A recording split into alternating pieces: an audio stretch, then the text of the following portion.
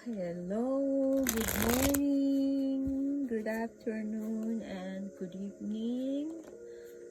Ngayon po ay July 8. Okay, so gawa po ako ng reading for you para po ito sa nag-celebrate ng kanyang birthday ng July 8. Happy birthday to you. Okay, so ulitin ko, hindi po ako manghuhula. Okay, this is just a reading advice and hindi ko alam kung resonate ito sa sitwasyon mo. Kung resonate sa sitwasyon mo at akma sa sitwasyon na meron ka, at ay sana nakatulong ang barahan na ito. Okay, a love letter to you. Wow, ganda. Meron kang love letter. Take a moment to write yourself a love letter. Write all about the things you love about yourself and get into details. Curse yourself with the words. When you feel loving, accepting, and good feelings, the stress based on the feeling of fear will vanish. The body will react to your good thoughts and produce hormones which in turn will erase stress hormones from the body. Okay, maganda siya. Okay. Tignan natin. Okay, ano bang explanation mo dito?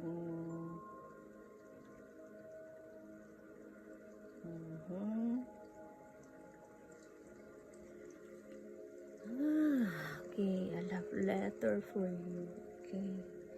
Gawa ka ng hindi naman masama, di ba? Ako noon, naalala ko nung sinusulatan ko yung sarili ko. Sabi ko, Dear Renshi, minsan maging ganito ka, cha-cha-cha-char. Diba? So, and okay, isulat ang lahat tungkol sa mga bagay na gusto mo. Nga naman, yung tungkol sa iyong sarili, di ba? Alamin yung detalye, haplos ang iyong sarili sa mga salita. Okay. Well, kasi minsan, di ba, may mga encourage word tayo na parang hinahanap natin sa tao, sa paligid natin, sa mga kaibigan natin. Kaya lang hindi natin makuha. So, why not? Sulatan mo yung sarili mo, di ba? Parang minsan sasabihin mo na, good job, Angie. Nagawa mo yung isang bagay na makakapag-lift. Yung parang palilifted yung yung spirit mo, di ba? Wow. Okay. So, I'm sorry kung ikaw ay hindi ko alam kung distance. Okay, so distance. The separation you are experiencing is necessary to help the relationship grow. Okay. Siguro, siguro, resonate ito sa may relasyon. Okay, sa may ka-relasyon, may ka-love life. Minsan, kailangan ninyong bigyan ng distance yung relasyon ninyo. Parang yung tinatawag na give me space. Okay, pero advice lang yung mga nag-aanan ng give me space, natutuluyan po yan. So, hindi po lahat na nag-give me space is okay. The separations you are experiencing is necessary to help the relationship grow. Kasi minsan nakakatulong din yung parang, halimbawa, kung nagkikita kayo everyday, na parang nagkakasawaan din kayo, di ba? So, bigyan nyo ng distance yung yung relationship nyo para mag-grow. So, sa halimbawa, everyday kayo nakikita, di bawasan nyo ng isang araw. Halimbawa, Monday, Tuesday, nakita kayo, Wednesday, wag kayo magkita. Para ma-miss nyo yung isa't isa. Kasi nakakatulong daw ito sa relationship. Okay? O parang sa ano din, no? Alam nyo, ano, reality talk tayo. Sa mag-asawa, di ba? Everyday kayong magkasama. Minsan na, parang ano, yung, pwede ba mawala ka lang muna kahit 5 oras lang. Mag everyday kayo magkasama, parang nakikita nyo lahat. Di ba? Hindi naman yung kayo nagpapangayan. Kaya lang minsan parang, alam nyo yung nagkakasawaan ba yon yung tawag doon. So, bigyan niyo ng distance yung sarili niyo or yung relationship niyo, okay? So, hindi naman sinabi maghiwalay kayo dito, okay? Again, happy birthday to you, July 8. Okay? Sa mga ipinanganak ng July 8, this is for you. At ulitin ko po, hindi po ako manghuhula, okay? At hindi po ito future na paghuhula, okay? Ayan. Ayan. Ito. Acceptance, 'di ba? Minsan sa may mga ano, yung acceptance, minsan may mga sitwasyon na kailangan nating i-accept, okay?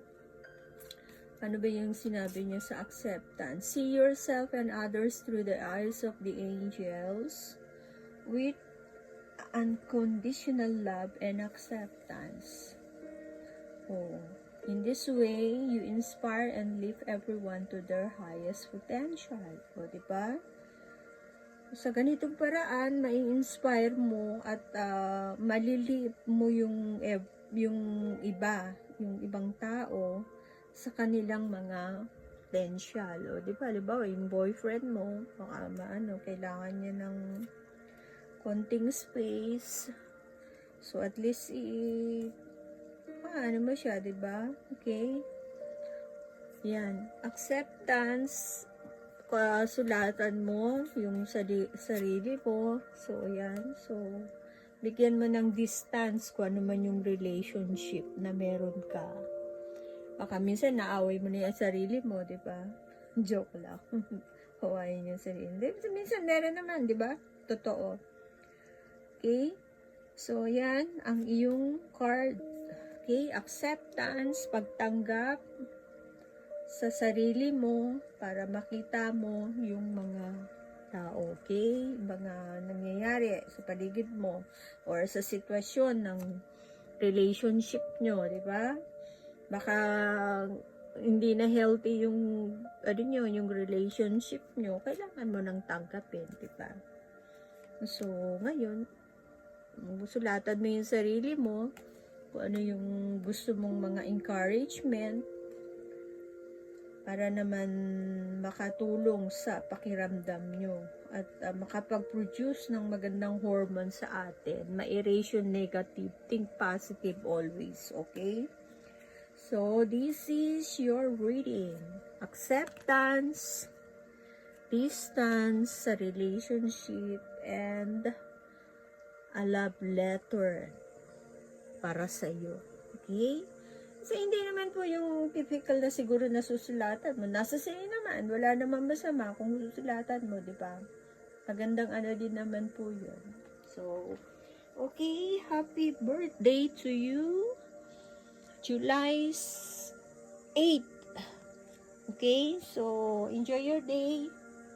Bye-bye.